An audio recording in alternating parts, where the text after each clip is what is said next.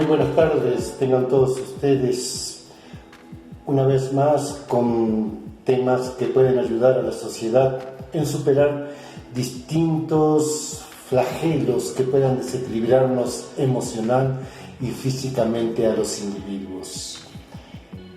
Ante todo, quiero agradecer la buena voluntad de mi hijo Dante en la transmisión, aprovechando que conoce muy bien todo este tema del streamer, efectos, títulos, imágenes, así que muchas gracias, Dante.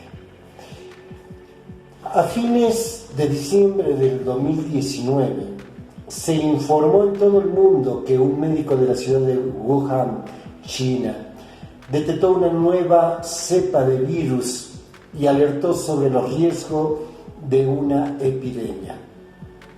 Días después, ese médico murió y poco a poco se entendió que se iniciaba una etapa de contagio desbordante de un nuevo coronavirus que ya había tenido versiones en décadas anteriores. Por lo que a fines del año 2020 el gobierno chino decidió construir en 10 días un hospital especializado para atender a los contagiados, incluyendo el uso de aparatos de respiración mecánica. Simultáneamente se estableció el confinamiento en las casas para disminuir y detener la tasa de difusión de la enfermedad que fue denominada COVID-19, como abreviatura del coronavirus 16-2019. Se especuló que pudiera tratarse de un virus de laboratorio y no de transmisión por el consumo de animales salvajes y exóticos en un mercado de esa ciudad asiática, la cual ha quedado en duda. Se generaron muchos beneficios a la duda porque a ciencia cierta no se sabe aún realmente la fuente original de este virus. El confinamiento prolongado de la población trajo consigo un gran impacto psicológico y una gran afectación económica que también dañó la situación psicológica individual y colectiva de niños, adolescentes, jóvenes, adultos maduros, adultos mayores, familias, escuelas, centros de trabajo, comunidades, pueblos, naciones y la humanidad como un todo. Todo eso provocado por la capacidad y velocidad para reproducirse de un ser invisible que no llega a ser una célula, pero que se aloja en los cuerpos humanos usándolos como medio de transportes, poniendo a prueba sus leucocitos y retando a que las personas se vuelvan inmunes antes de brincar a otro cuerpo a través de diminutas gotas de saliva o mucosidad que los contagiados sintomáticos o asintomáticos emiten al hablar, toser o estornudar. Sentirse atemorizado o aterrado es perfectamente normal en ciertas situaciones, como cuando nuestra vida está en riesgo. Pero si no hay una amenaza que lo justifique, podríamos tener un trastorno emocional que es necesario atender. Y en medio de la pandemia que vivimos aún más. No siempre es fácil entender la ansiedad. Podemos considerarla como un síntoma semejante al dolor. Los dos están presentes en muchas enfermedades y representan una señal de alarma que requiere atención inmediata. Pero identificar cuando se trata de una afección del sistema que regula la propia alarma entraña a una especial dificultad. De hecho, no ha sido sino hasta muy recientemente que se consideran los trastornos de ansiedad como padecimientos en sí mismos. Se ha visto casos de trastorno por estrés agudo, neurosis de ansiedad, ataque de pánicos o crisis de angustia. Bueno, para que comencemos a entender un poquito del tema, primero debemos conocer el significado de la palabra fobia, que es el tema que hoy está predispuesto. Y de ahí sus derivados que ha generado esta pandemia. Una fobia, palabra de origen griego que significa pánico, o la personificación de miedo extremo. Eso significa fobia. Sin embargo, no es sencillamente un miedo, pues guardan grandes diferencias. También se suele catalogar como fobia un sentimiento de odio o rechazo hacia algo que, si bien no es un trastorno de salud emocional, sí genera muchos problemas emocionales.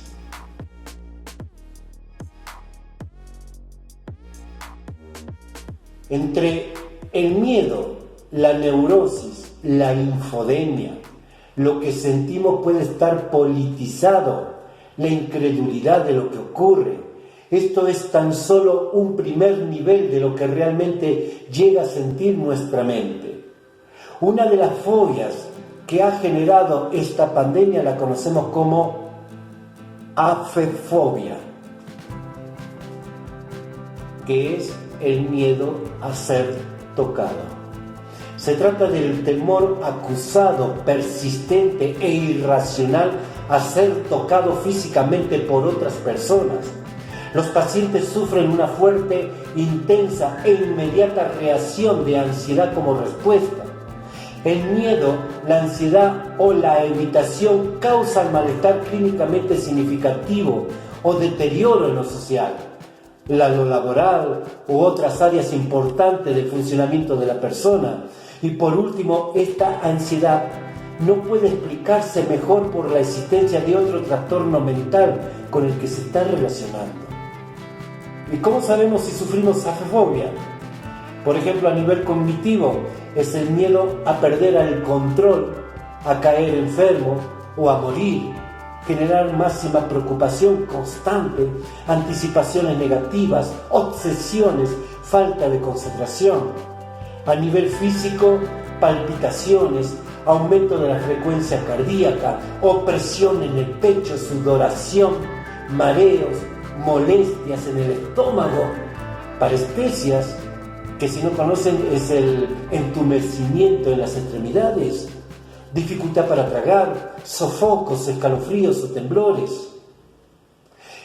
A nivel motor, llanto, movimientos repetitivos sin una finalidad concreta, comer o beber en exceso, morderse la uña, bruxismo, huida, evitación, que es salir de la casa, por ejemplo.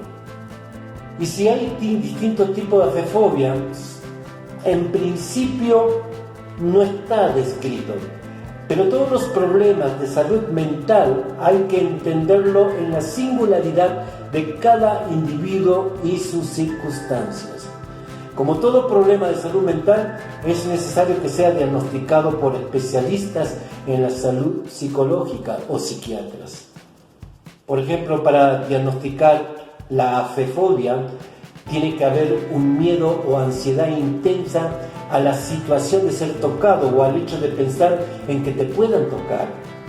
Tiene que provocar casi siempre un miedo inmediato y que la persona se resista activamente a salir de casa. Por ejemplo, la persona tiene que reconocer que su ansiedad al peligro real es desproporcionada. Este miedo o ansiedad tiene que durar al menos 6 meses, ¿sí? Y tiene que provocar un malestar clínicamente significativo en varias áreas de la vida, no solo en lo laboral, sino también en lo social, familiar o en la pareja. Y todo esto no se puede explicar por otro tipo de trastorno o por estar tomando alguna medicación. Los tratamientos psicológicos que han mostrado mayor evidencia de eficacia son la terapia de exposición y también la terapia cognitiva y de difusión para trabajar determinados pensamientos irracionales que suelen estar presentes. Ayudan mucho a las técnicas de relajación, por ejemplo, como relajación muscular, la relajación muscular de Jacobson, la relajación por medio de práctica de respiración. Hay tratamientos que enseñan al paciente a modificar el procesamiento de la información, a focalizar su atención en otros estímulos que no sean la amenaza para favorecer el afrontamiento mientras les ayuda a distraerse.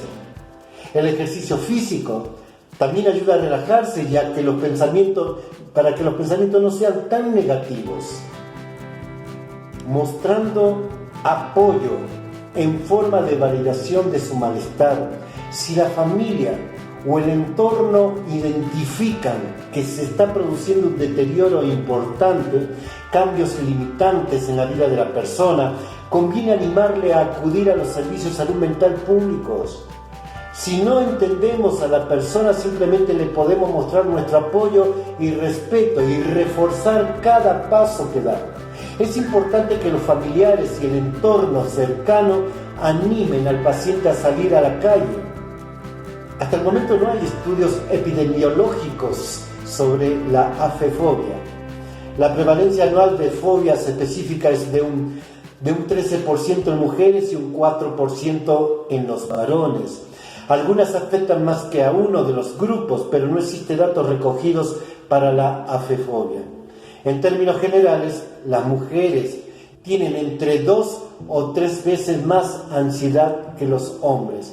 Y hay un componente hormonal importante, así como educativo. Generalmente a una niña se le permite expresar su ansiedad y tristeza, mientras que a un niño enseguida se le corta esa emoción. Y eso se transforma en una dificultad para pedir ayuda cuando se convierte en un hombre adulto. Aunque resulta catastrófica afirmar que el COVID-19 vaya a dejar una huella psicológica profunda, lo profundo o no de esa huella dependerá de los recursos que tenga cada persona para afrontar sus miedos. El confinamiento y los cambios en la sociedad que ha generado la crisis del COVID-19 podrán tener efecto en el ser humano a corto, medio o largo plazo. Salir a la calle, usar nuestras propias manos sin el uso de guantes o acudir a un restaurante o lugares donde se aglomera un cierto número de personas pueden convertirse en actos rutinarios difíciles de llevar a cabo para mucha gente. Los efectos a corto plazo aparecen casi siempre en las primeras semanas. Shock, personas yendo a comprar compulsivamente, ansiedad, sensación de irrealidad, exceso de alerta, preocupaciones excesivas, ver por cómo va a cambiar el mundo, o la preocupación por los seres queridos, entre otros, pero que los de a medio y largo plazo son difíciles de determinar. A pesar de que resulta catastrófica afirmar que el COVID-19 vaya a dejar una huella psicológica, al parecer lo profundo o no de esa huella dependerá de los recursos que tenga cada uno para afrontarlo. Hay que tener en cuenta nuestros recursos de supervivencia y la resiliencia individual y comunitaria. Todas las situaciones de crisis nos han enseñado que el apoyo social es una variable que merma el impacto psicológico de los daños de las víctimas, así como los recursos comunitarios ayudan en la reconstrucción de la vida y la recuperación de la sociedad.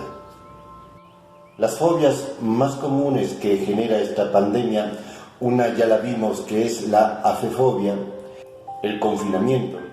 Suele ser una experiencia desagradable para la mayoría porque implica un aislamiento obligatorio y la ruptura con nuestra rutina tal y como la conocíamos. Esta experiencia nos afectará a todos.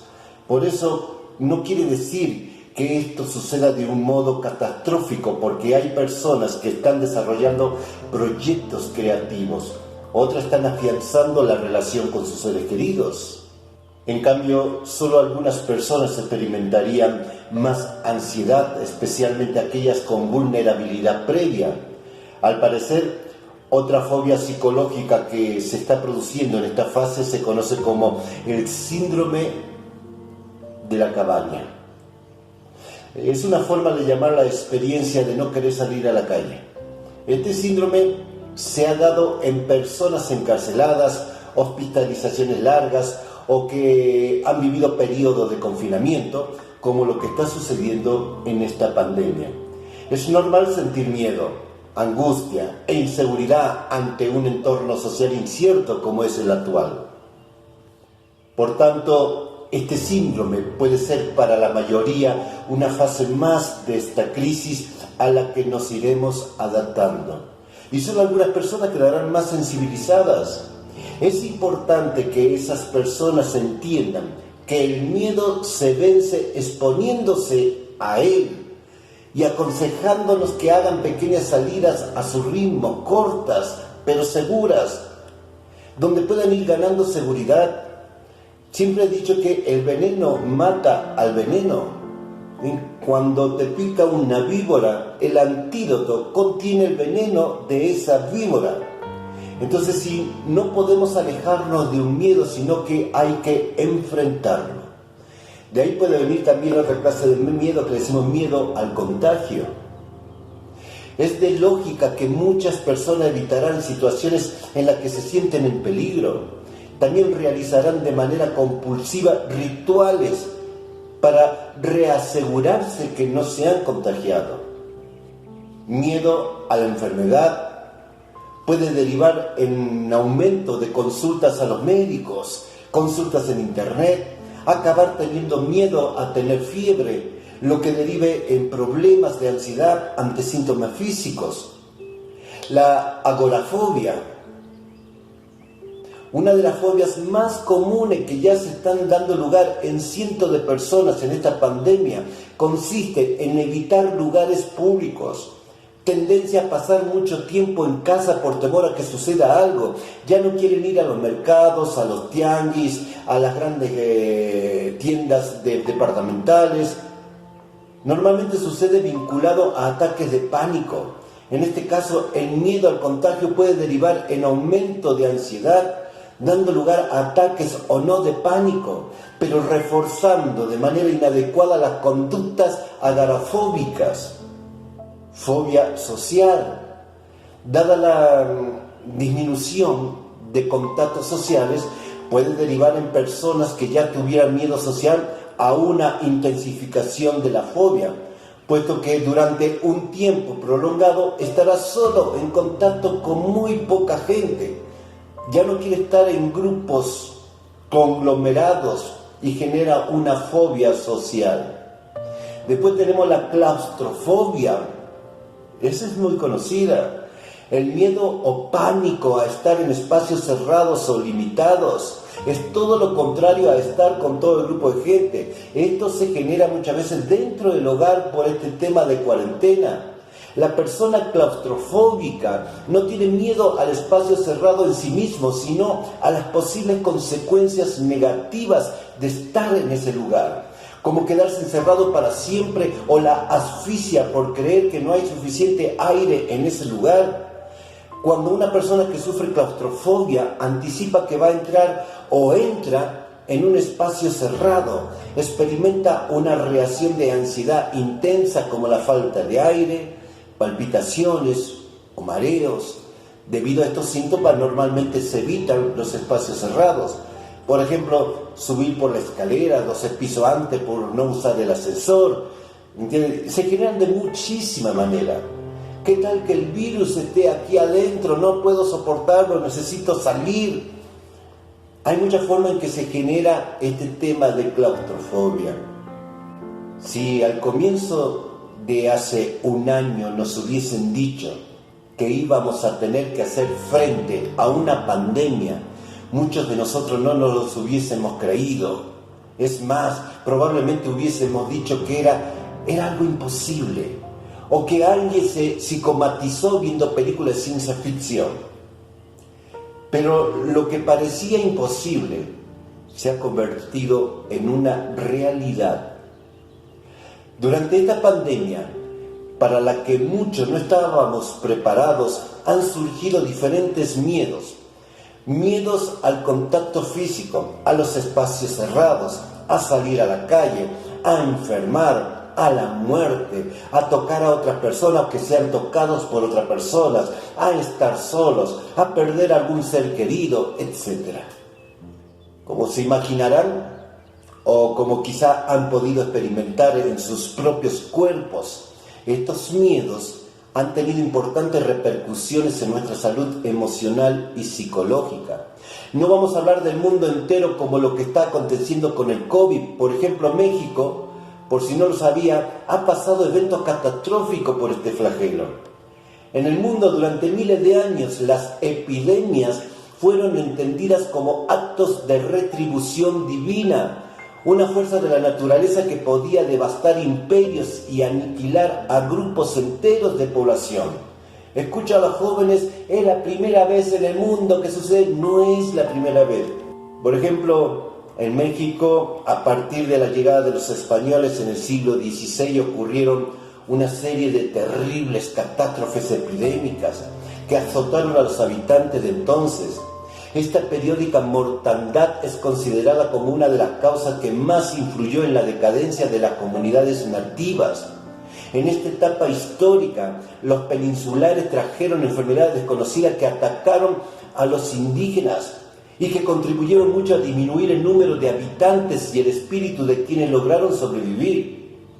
De acuerdo con el libro de Historia de las Epidemias en el México Antiguo, algunos aspectos biológicos y sociales, aún no había terminado la conquista cuando se produjo la epidemia de viruela, transmitida por un hombre negro que se llamaba Francisco de Eguía.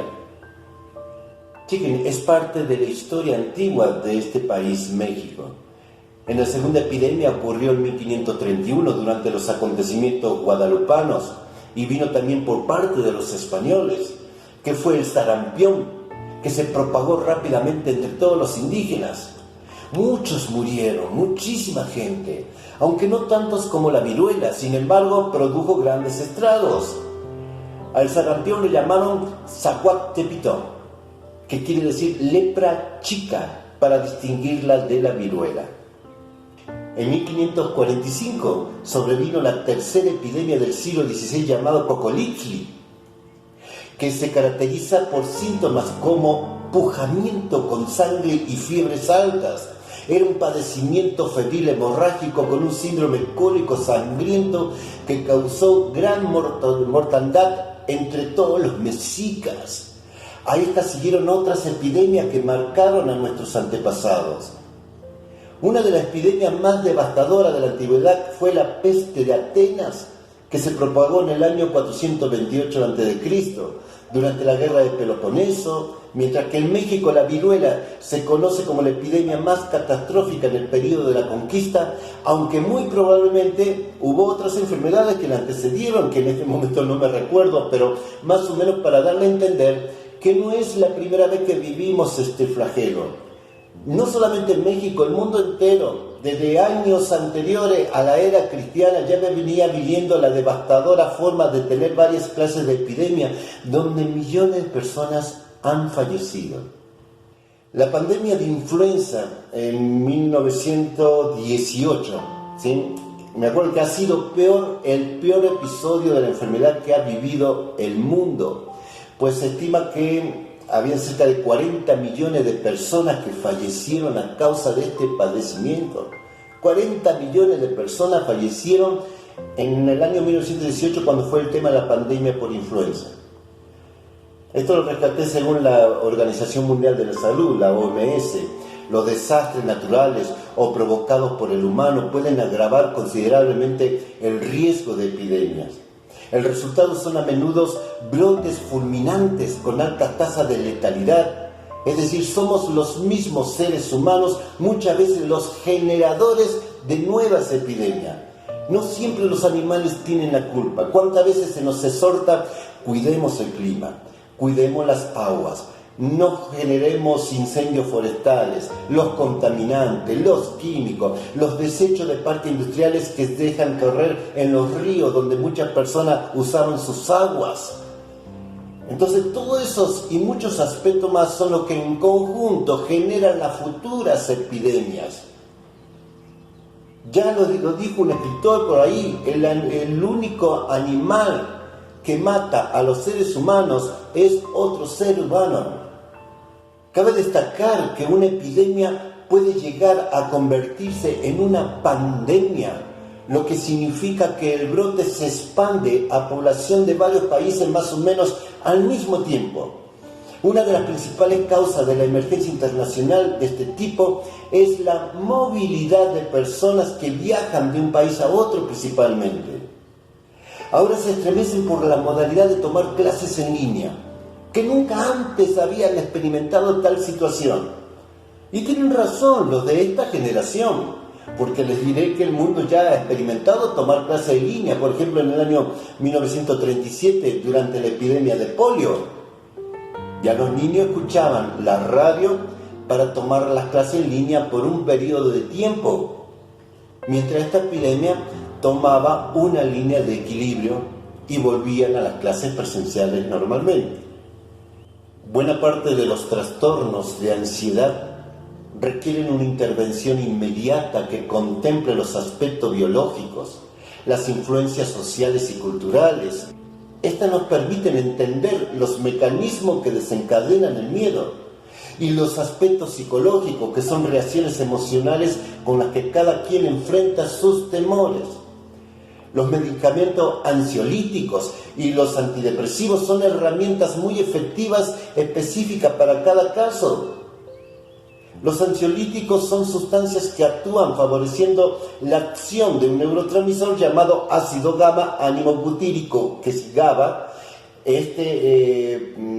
Para que entiendan, inhibe la sobreexcitación de las neuronas que provocan los síntomas de ansiedad. Muchas veces no lo suelo recomendar porque llega a ser un poco adictivo. Claro que te hace sentir muy bien, pero después sientes que sin ese ansiolítico tú no puedes estar y vives abocada o abocado a tomar siempre el mismo medicamento. Los trastornos de ansiedad pueden mejorarse mucho e incluso curarse, pero siempre con el tratamiento adecuado. Habrán visto por ahí en las redes sociales que circula mucho esta imagen. Tener mucho cuidado de imágenes que circulan en las redes donde dicen que usar mucho tiempo el cubreboca, barbijo, tapaboca genera un envenenamiento denominado hipercapnia, ¿sí? Sabiendo que inhalamos oxígenos y exhalamos dióxido de carbono. Pues si en vez de barbijo o cubreboca usáramos una bolsa de nylon, por ejemplo, en pocos minutos tendríamos hipercapnia. Nos envenenaríamos y moriríamos. La infodemia, esa infodemia que son informaciones tergiversadas, que tiene una gran ignorancia, dice que respiras tu propio dióxido de carbono. Eso es falso. No respiras tu propio dióxido de carbono, ni tus propios desechos exhalados. Las mascarillas, los barbijos o cubrebocas, como le suelen llamar en distintas culturas de países, no son estancas. Entra aire por los laterales y la parte superior, y con ese aire entra el oxígeno y se elimina el dióxido de carbono. Además, los tejidos utilizados dejan pasar el gas y el oxígeno es un gas. Respiramos oxígeno mezclado con nitrógeno y aspiramos dióxido de carbono, que también es un gas. Si fuera cierto, piensen, si fuera cierto, los cirujanos que intervienen durante varias horas estarían muertos y no solo cansados. En ningún momento ellos se quitan su cubreboca. La imagen también afirma que estamos poniendo que la mascarilla produce un aumento de la concentración de dióxido de carbono en la sangre, que es lo que conocemos como hipercapnia, pero es falso. No existe ningún estudio que demuestre, ni siquiera un estudio serio que lo investigue, que la mascarilla quirúrgica cause hipercapnia o hipoxia. Por tanto, estas afirmaciones son falsas, mentiras y afirmaciones sin evidencia científica sobre la mascarilla. Bueno, aquí la cuestión cambia. La sensación de asfixia que dice la imagen solo se produce si la persona que la lleva es una persona muy ansiosa, una persona muy nerviosa y no sabe respirarle relajadamente, porque hay que acostumbrarse a tener esta tela en nuestra boca. Lo único que ocurre con las mascarillas es que son incómodas y no estamos acostumbrados. Las mascarillas que más sensación de asfixia pueden causar son las no quirúrgicas, por ejemplo, que son menos estancas. Las mascarillas no son para usar 24 horas seguidas tampoco. Son para salir a la calle, a la compra, a los recados y al movernos en transportes públicos. No son para llevar en casa o cuando estemos solos. Por tanto, no es malo, pero tampoco es aconsejable tener el barbijo o mascarilla las 24 horas del día. En conclusión, podríamos hablar mucho más de este tema, pero los invito en la próxima plática, porque irá aunado un tema que nos está preocupando a toda la sociedad mundial. Se está generando últimamente un desequilibrio emocional en toda la sociedad. La brutalidad de algunos elementos de la seguridad pública que han ocasionado la muerte de personas detenidas se han generado según los memes de las famosas ladies o lords que generan violencia en la vía pública. Cada vez somos más hostiles entre nosotros mismos. Hoy en día vas en la calle y le dices buenos días a un vecino y ya te observó como si fueras un delincuente que amenaza su seguridad. Todo esto y otros temas lo vamos a platicar en nuestra próxima videoconferencia. No bajen los brazos. Esto acabará muy pronto. Nos dejará un amargo sabor de boca, pero será una experiencia más de vida que nos hará consciente cuál es la esencia del ser humano en este mundo. Les dejo un gran abrazo a todos ustedes.